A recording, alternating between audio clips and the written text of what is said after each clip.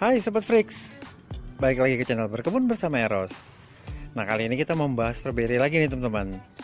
Kalau yang sebelumnya kan udah dikasih tutorial tentang penanganan bibit yang baru datang. Kemudian juga udah dikasih tutorial tentang penanganan berut atau akar telanjang. Nah, kita sekarang mau naik level nih teman-teman. Ini adalah yang tersulit. Yang tersulit itu adalah mendatangkan tanaman yang sudah berbuah atau berbunga. Bagaimana cara menanganinya? Yuk, sama-sama kita iniin. Ini kebetulan saya dapat dapat kiriman dari Om Yok atau Om Gede Adi Mustika, Desa Pancasari, Sukasada, Buleleng. Ini adalah Wiwanda Agro. Masih ditulis tuh Arjen. Nah, kita buka dulu ya teman-teman. Kita unboxing. Ya. Nah, ini dia nih. Ini udah kita buka dan ini adalah Sachinoka. Ini yang masih ada buahnya. Tanamannya juga masih masih subur, masih hijau. Kita amanin dulu. Kemudian masih ada satu lagi.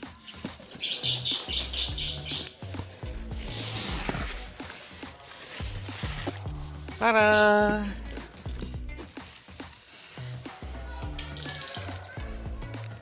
Nah, ini Sachinoka. Seperti yang dibilang, Sachinoka itu sangat-sangat rentan buahnya karena gampang banget hancur. Ini kejadian nih, padahal buahnya gede. Tanamannya masih aman, tapi buahnya ini satu, yang ini nih, yang paling besar itu udah banyak duluan teman-teman. Sachinoka itu nggak bisa tahan lama. Nah, satu ini sudah sampai akhirnya jadi berjamur dia. Nanti kita mesti buang ya. Bentar. Untuk pengamanan, kondisi-kondisi yang seperti ini daripada mengganggu yang lain itu harus kita buang. Kita amankan dulu. Nanti dibuang nanti. Secara keseluruhan sih aman. Secara keseluruhan aman. Oke, bentar ya, kita akan tanam. Tunggu ya. Oke, yang perlu kita siapkan sambil kita juga mengingat video-video yang sebelumnya tuh teman-teman. Oke, yang pertama kita siapkan pertama adalah pot. Yakinkan kalau potnya itu sudah terlubangi dengan baik, sehingga tidak mengganggu proses pengeluaran air. Kemudian yang kedua itu adalah media. Kita siapkan medianya dulu ya. Habis dari media, ingat nih, mulai ditanam. Bentar ya. Untuk media tanamnya saya pakai media tanam organik. Teksturnya berpasir, masih ada sekam bakar juga. Terus juga pakai pupuk kandang. Oke, ingat ya, penempatan media itu tidak boleh melebihi garis batasnya. Jadi perlu diingat settingannya bagaimana. Masih ingat? Kita pertama masukin dulu medianya, kemudian kita harus ukur si bibitnya, paling tingginya di sini posisi bibit atasnya. Crown tidak boleh terkubur ya teman-teman. Yuk kita coba. Setelah kita siapkan medianya dan isi sebagian pot tersebut dengan media, sekarang kita perlu bongkar dulu nih teman-teman. Bongkar si media si tanaman dari pembungkusnya. Lihat juga media bawaannya. Kalau media bawaannya itu adalah tanah lempung, kita perlu bongkar dulu. Atau kalau dia menggunakan rockwool, itu juga rockwoolnya harus kita pisahkan dulu karena kita mau tanamnya di media tanah. Itu kemungkinan besar tidak bisa menyatu dengan baik kalau menggunakan rockwool untuk tanam di tanah. Oke, kita periksa dulu ya teman-teman. Setelah kita bongkar, ternyata penggunaan medianya hampir sama seperti yang mau kita pakai, cuman ini lebih banyak sekamnya. Jadi sekarang kita tinggal mengatur aja posisi si tanaman tersebut di pot. Ingat ya, posisi untuk buah itu diusahakan adanya di pinggir pot. Jadi buah itu tidak terkena tanah di tengah atau terkumpul di tengah. Karena kalau misalnya seandainya tanaman itu terkumpul di tengah dan terkena tanah, si buahnya, nanti buahnya itu kan beresiko busuk teman-teman. Sachinoka juga mempunyai karakter yang tangkai buahnya panjang, jadi kita aman. Kita masih bisa posisikan dia agak sedikit ke tengah, tanamannya agak sedikit ke tengah. Tujuannya adalah akar untuk menyebar lebih banyak. Oke, sekarang kita perlu tambahkan medianya, media tanam, yaitu sampai di batas aman ini teman-teman. Crown tidak boleh terkubur. Buah udah di posisinya. Oke, yuk kita tambahkan medianya. Nah, ini udah kita tanam ulang teman-teman di posisi di potnya. Crown tidak boleh terbenam. Posisinya juga tidak melewati batas tanam. Buah adanya di pinggir. Saya dikasih ternyata tiga indukan nih teman-teman. Itu sebenarnya masih bisa dipecah, cuman saya nggak berani karena itu masih kaget. Jangan sekarang dipecah nanti. 1, 2, 3. Ada punya 3 anakan Sachinoka. Nah, proses selanjutnya setelah kita pindah tanam ini adalah siram. Jadi kita wajib menyiram dulu di bagian area akarnya, karena ini kan habis perjalanan jauh, si akarnya itu belum mendapatkan air. Kita siram dulu biar juga medianya basah. Jangan melakukan penetetan atau penekanan di daerah media ini. Biarkan air aja yang menekannya. Jangan, kita nggak perlu kita nggak perlu untuk menekannya, untuk memadatkannya nggak perlu. Nanti dengan bantuan air dia akan memadat sendiri. Setelah itu semprot. Yuk kita lakukan. Nah, sekarang kita mau melakukan penyiraman. Ingat ya teman-teman, jangan semprot dulu sebelum kalian basahkan akarnya. Dan yakinkan media yang di daerah akar ini udah benar-benar basah. Sampai keluar, berarti dia udah basah. Begitu juga ini. Jangan berikan pupuk ataupun apapun selain vitamin B1. Tapi kalau saya sih tetap aja vitamin B1 juga enggak, jadi saya menggunakan hanya air biasa.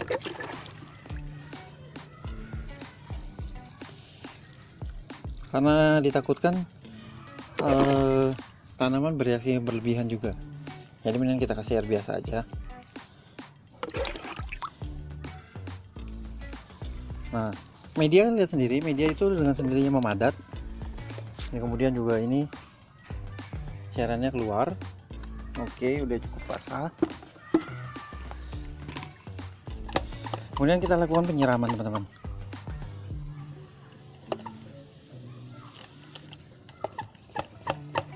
Kita lakukan penyemprotan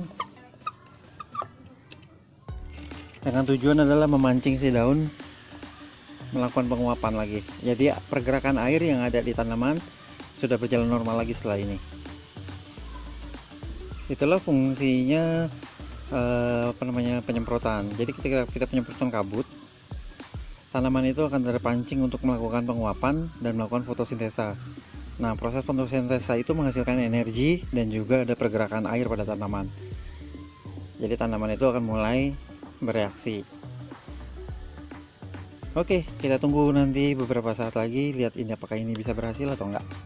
Oke teman-teman, tunggu ya. Ini adalah hari pertama setelah ditanam ulang Sachinoka yang dikirim bersama dengan buah. Ada beberapa kesulitan teman-teman untuk tanaman yang berbuah. Pertama, tanaman yang berbuah itu sedang membutuhkan nutrisi yang tinggi. Dan kedua, tanaman yang berbuah itu tidak boleh stres. Jadi ketika dia dipindahkan seperti ini, dia akan sangat-sangat stres dan nutrisinya sangat-sangat tidak seimbang.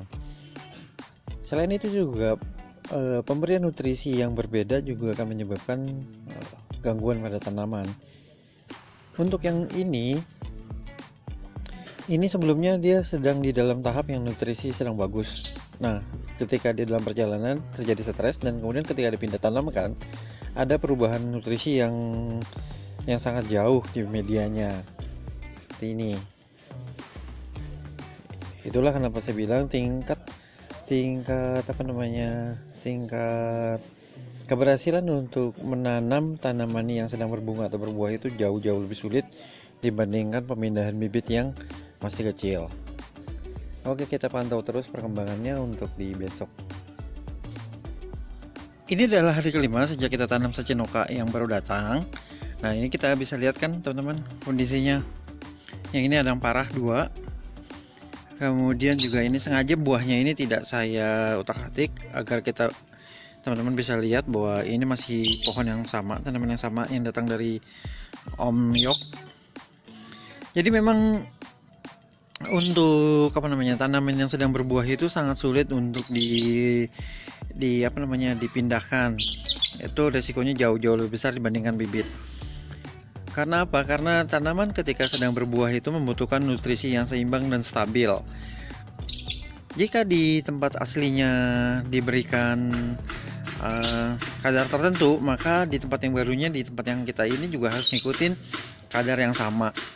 Itu yang susahnya. Inilah video ini akan sedikit membuktikan bahwa memang perpindahan tanaman yang sedang berbunga atau berbuah itu jauh lebih besar risikonya dibandingkan bibit. Oke, karena ini udah jelas, sekarang kita harus melakukan perawatan. Untuk daun-daun yang mati itu dibuang agar si tanaman ini bisa apa namanya, bisa hidup kembali normal lagi. Ini bekas tangkai buah dibuang. Ini juga Om Yok, maaf bukannya kiriman dari Om Yok yang jelek, tapi memang agak susah untuk menangani tanaman yang indukan. Kecuali kalau teman-teman gunakan itu di hidroponik, itu mungkin sedikit lebih mudah ya. Nah, tanaman yang aslinya dari hidroponik atau dari sistem vertigasi dipindahkan ke sistem konvensional seperti ini juga jauh-jauh lebih sulit lagi. Sama seperti ini kondisinya. Oke. Nah ini ada daun barunya udah mulai keluar nih, teman-teman. Daun barunya keluar. Ya, ini juga sama, udah mulai ada pucuk daun baru. Jadi Sachinoka ini masih ada kemungkinan untuk bertahan hidup. Ini buahnya, kita coba.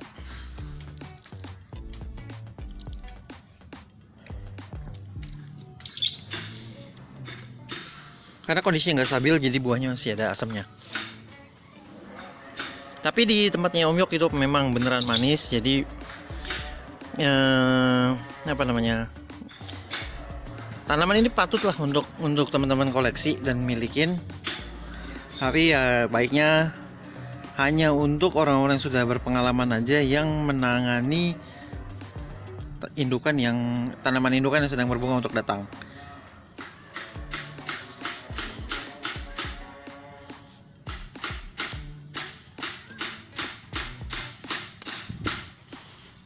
Sekali lagi ditekankan, ini bukan kesalahan dari si pengirim, tapi ini adalah kekurang kemampuan si penerima tanaman untuk merawatnya, termasuk saya nih. Ini saya nggak begitu mampu untuk merawat bibitan yang udah datang, bibitan yang udah berbuah untuk datang.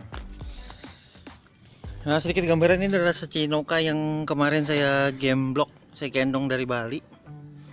Ini dia kondisinya, udah mulai keluar daun barunya. Ini teman-teman.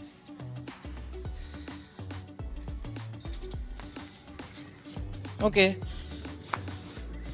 Jadi itu aja yang bisa saya sampaikan dalam video kali ini, bahwa memang benar tanaman-tanaman yang datangkan dalam kondisi berbuah itu jauh lebih sulit dibandingkan bibit yang baru datang. Tapi masih ada kemungkinan untuk hidupnya. Silakan teman-teman pilih sendiri caranya, mana yang mau teman-teman pilih, mau yang langsung berbuah atau memang yang mau bibitan aja. Oke teman-teman, itu aja dulu, sampai jumpa lagi di video lainnya.